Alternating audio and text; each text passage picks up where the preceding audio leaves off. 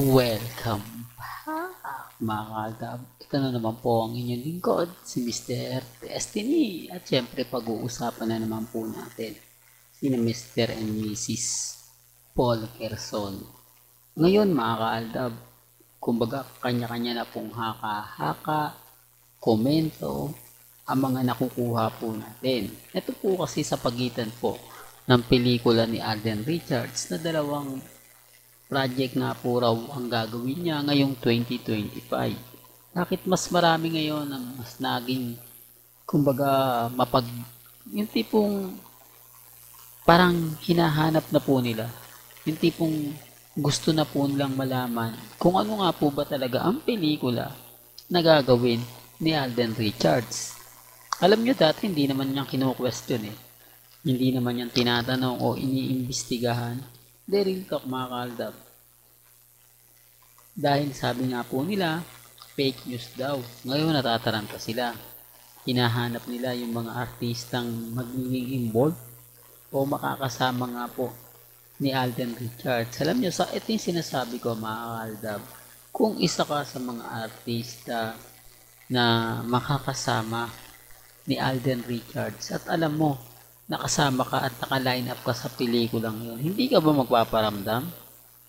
Ang ibig kong sabihin, hindi ka ba magsasabi na sa mga fans mo na abangan nyo ako, may bago kong pelikula na gagawin, inaantay lang namin kung kailan ito sisimulan, inaantay lang namin kung kailan na masabing mapapanood, yung tipong inaayos na pero kumpirmado na nagagawa ng pelikula.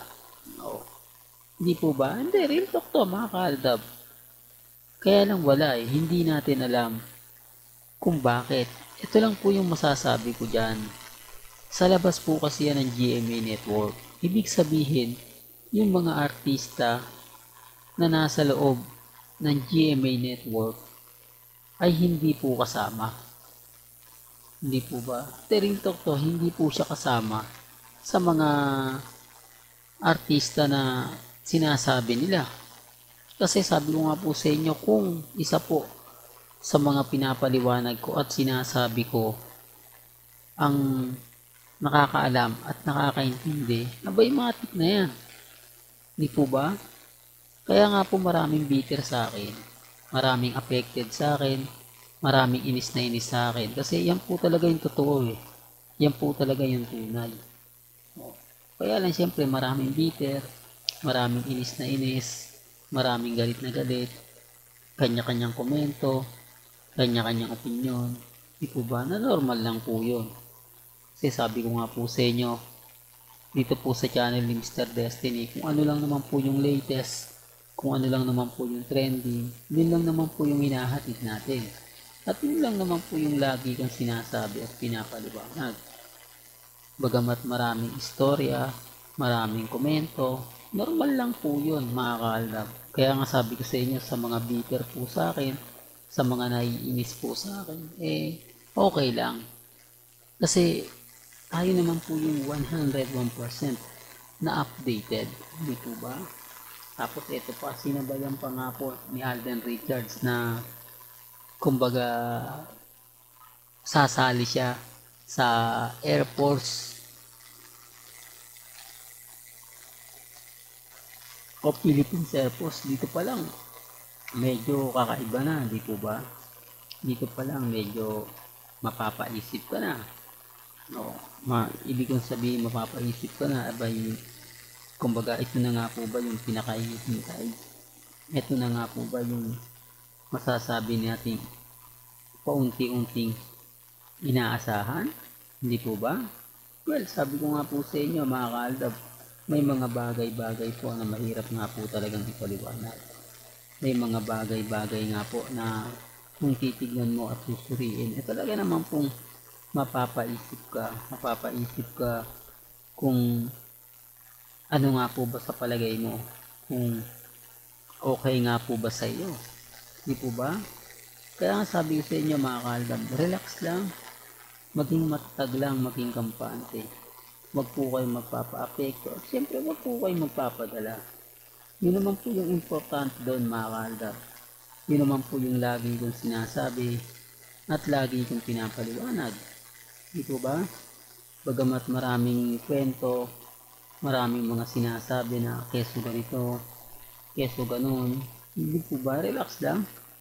Sabi ko nga po sa inyo, ako o dito po sa channel ni Mr. Destiny, kung ano lang naman po yung latest, kung ano lang naman po yung trending, yun lang naman po yung hinahatid natin. Di po ba? Bagamat maraming kwento po ang pinag-uusapan ngayon about sa pelikula nga po ni Alden, abay, dito pa rin tayo. Sila Mengay at Katie Soy. Ako naman po, hindi naman po tayo basta-basta nagpapa-apekto. Hindi tayo basta-basta nagpapatalo. Lalo na nga pag alam po natin na sina Alden Richards at si Mengay po ang pinag-uusapan. At siyempre, nagpe-pestahan. Di po ba? Kaya yung mga bitter po sa atin, talagang inis na inis.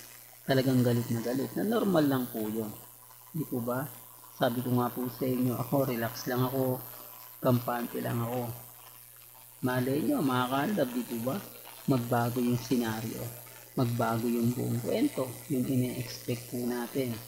Eh bigla pong, di po ba? Hindi, real talk to, mga kaaldab. Kaya nga sabi ko sa inyo, ako, kumbaga kung ano lang po yung nakikita natin, nababasa, napapakinggan, patungkol kina Alden at Kenny, yun lang po yung ina-update natin. Gaya po ngayon, bakit ang sipag po kaya ng Philippine Star ngayon? Sa mga hindi nakakaalam, sa mga taong kumbaga baguhan, ang Philippine Star po ngayon ay pag-aari po ng TV5. Ang TV5 na alam naman po natin ay may higil pagkakaunawaan sa GMA News Online. Ito yung mga website na nagpapasikatan. Ito yung mga website na kung saan marami mga artista ang laging pinopromote at laging inaangat. Ibig sabihin lang po niyan mga kaaldab na ang pelikula nga po o ang mga update nga po talaga ni Alden ay hindi nga talaga umaayon sa po ba? At sabi ko nga po sa inyo, bakit hindi na po nag-guest si Alden Richards sa unang hearing? Bakit hindi na po siya pagkatapos mag-bike o nagbabike susundan siya ng mga reporter ng GMA Kapuso? Di po ba dati-rate pagka ganito ganyan, nagbabike si Alden, di po ba? Madaling araw. Well, andito po kami ngayon kay Alden Richards, sa update lang natin sa Chika Minute, ganito ganyan. Hindi. Hindi nila kinukunan mismo at sasamahan si Alden Richards pagdating sa mga ganyan. Sinasabi ko lang mga kaaldab para lang po malinaw ha. Baka kung ano na naman ang reaksyon at komento ang iba to po sa atin. Hanggang dito na lang po ang ating latest updates. Kaya kung gusto niyo pa po ng pinaka-latest at sariwang update, abay lagi lang po kami tututok dito po sa channel ni Mr. Destiny para updated po kayo sa mga bago at sa mga latest na i-upload po natin maya-maya lang. Kaya kung bago ka lang sa channel na to at isa kang true-blooded Aldab Nation na nagmamahal kina Mengay at Soy, tama po ang channel na pinuntahan mo, kaya consider na po kitang bagong subscriber. At huwag mo kalimutang i-share ang mga video po natin sa mga mami, sa mga titas at sa mga senior. Hanggang sa muli, salamat po sa panonood at pakikinig.